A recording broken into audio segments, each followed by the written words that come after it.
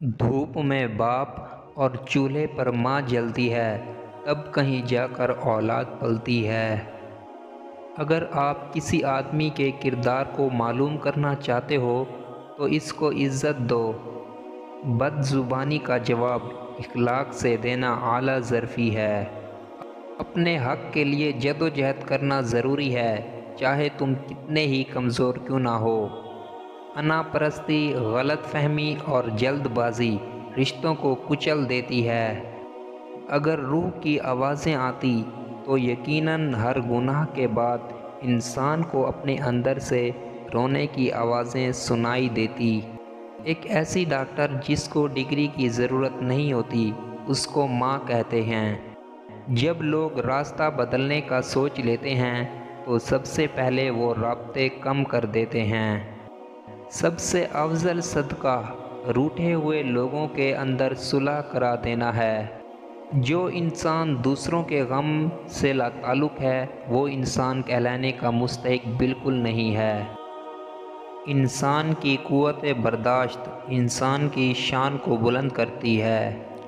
دوسروں کے رزق پر نظر مت رکھیے، اللہ کریم سے بہتر کوئی بھی تقسیم کرنے والا نہیں ہے۔ انسان کی عمر سے زیادہ حالات جلدی بوڑھا کر دیتے ہیں۔ انسان کو محنت اور کام سے تھکاوٹ نہیں ہوتی جتنا کہ اس لوگوں کے رویے تھکا دیتے ہیں۔ اگر اونچی جگہ پر ہی تعلق بنانے کا زیادہ شوق ہے تو عرش کا مالک سب سے اونچی جگہ پر ہے۔ مشکل وقت کے اندر ہمیشہ دعا مانگا کرو، کیوں نہ کہ جہاں انسان کا حوصلہ ختم ہوتا ہے وہاں سے اللہ کریم کی رحمت شروع ہوتی ہے۔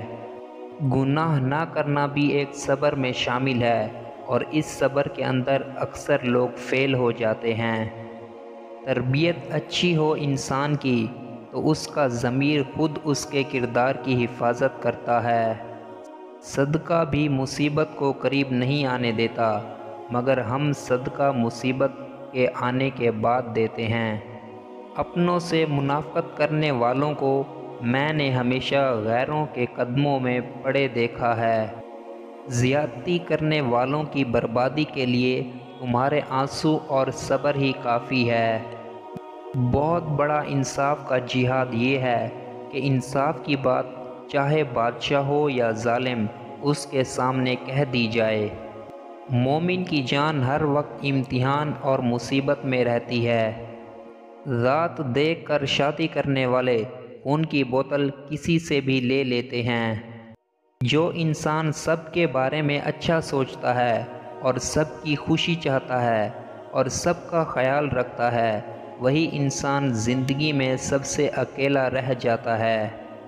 بہت قیمتی ہوتے ہیں وہ دکھ جو آپ کو جائے نماز تک لے جائیں۔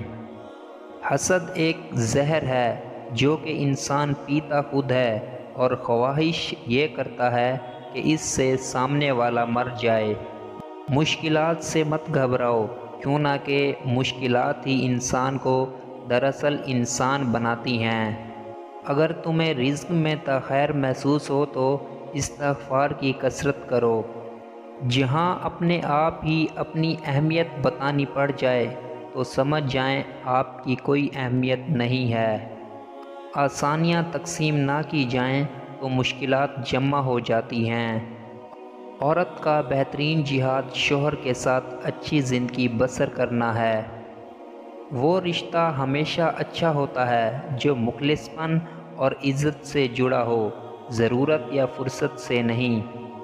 5 آدمیوں کو نیند نہیں آتی، جس کے پاس مال و دولت ہو اور اس کو کسی پر بھروسہ نہ ہو، جو کسی کے قتل کا ارادہ رکھتا ہو، جس نے لوگوں پر جھوٹے الزام لگائے ہوں اور جھوٹی باتیں کہی ہوں، جو کسی کے عشق میں مبتلا ہو اور جدائی سے ڈرتا ہو۔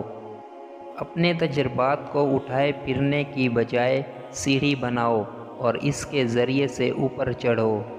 بے وقوف کے سامنے خاموشی ہی اس کا جواب ہے، اس سے منہ پھیرنا اس کی سزا ہے اور اس سے دور رہنا ثواب ہے۔ جن رشتوں میں ہم سستے پڑ جائیں وہ رشتے ہمیں بہت مہنگے پڑتے ہیں۔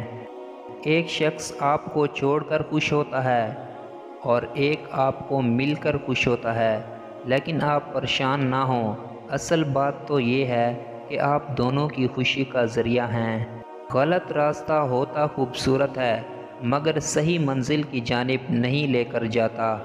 تندرستی ہزار نعمت ہے، اس کی قدر صرف ایک بیمار انسان ہی بتا سکتا ہے۔